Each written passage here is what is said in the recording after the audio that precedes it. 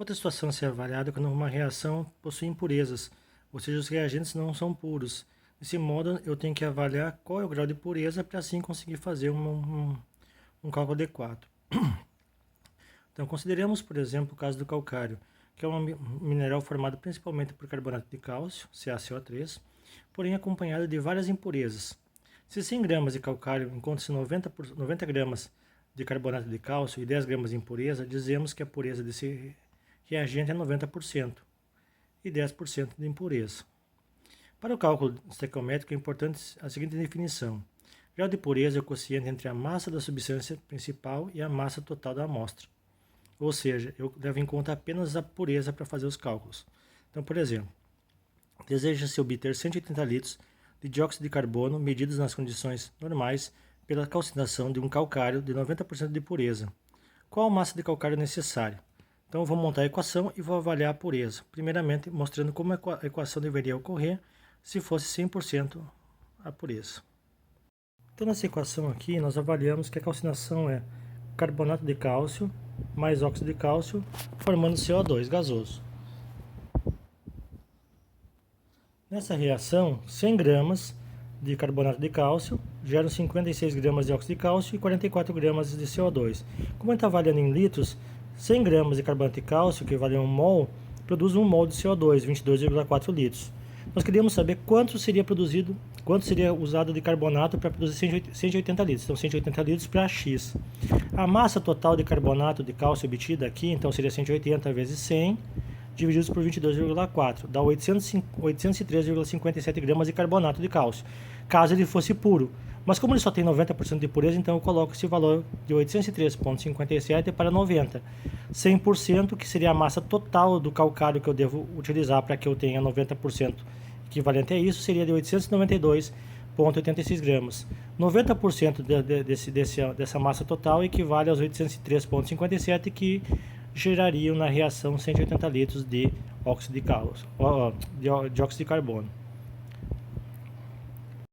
Então, os exemplos. Vamos fazer o primeiro exemplo aqui. A reação mol por mol.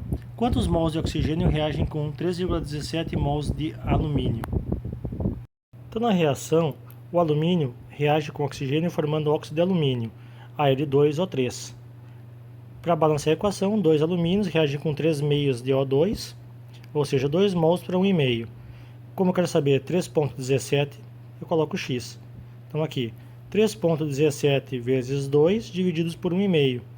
Eu tenho 4,23 mols de oxigênio, gás oxigênio para reagir com alumínio. Próxima reação é: quantos mols de ácido clorídrico são necessários para produzir 23,4 litros de cloreto de sódio? Então eu vou montar a equação aqui e aí vamos fazer os cálculos. Então a reação do HCl com sódio para formar cloreto de sódio nada mais é do que HCl mais sódio, formando NaCl mais H2 gasoso. Então HCl, eu vou balancear a equação 2, o Na2 e hidrogênio 2. Então eu tenho a balanceada a equação aqui. 2 mols de HCl produziriam 2 mols de NaCl, ou seja, 117 gramas, sendo que cada mol de NaCl tem 58,5 gramas. 23 gramas do Na, do sódio, 35,5 gramas do cloreto.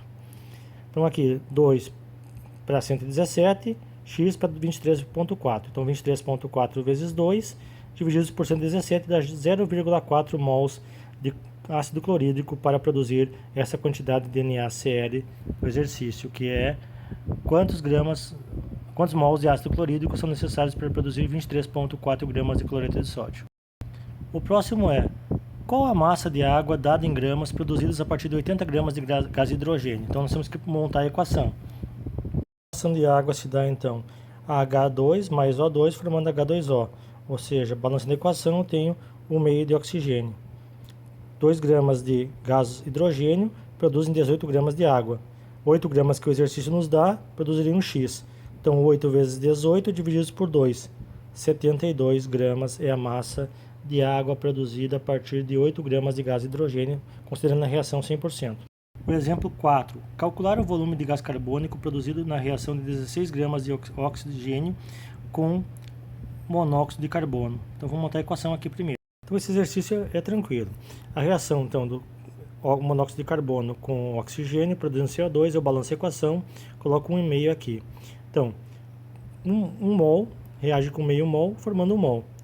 Se eu levar em conta essa reação em termos de gás, eu tenho que 1 mol equivale a meio mol de oxigênio, cada mol de oxigênio tem 32 gramas, meio mol são 16 gramas, produz 1 mol de CO2. Como o CO2 é um gás, 22,4 litros. Então, cada 16 gramas de oxigênio reagindo com monóxido formariam 22,4 litros de gás carbônico. Exercício 5.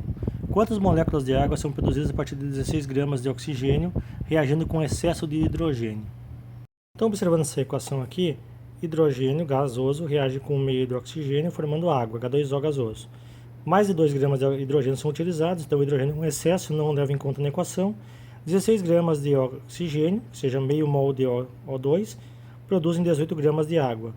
18 gramas de água equivalem a 1 mol, então 1 mol equivale a 6,02 vezes 10 a 23 moléculas, ou seja, cada 16 gramas de oxigênio produzem 6,02 vezes 10 a 23 moléculas de água nesse caso.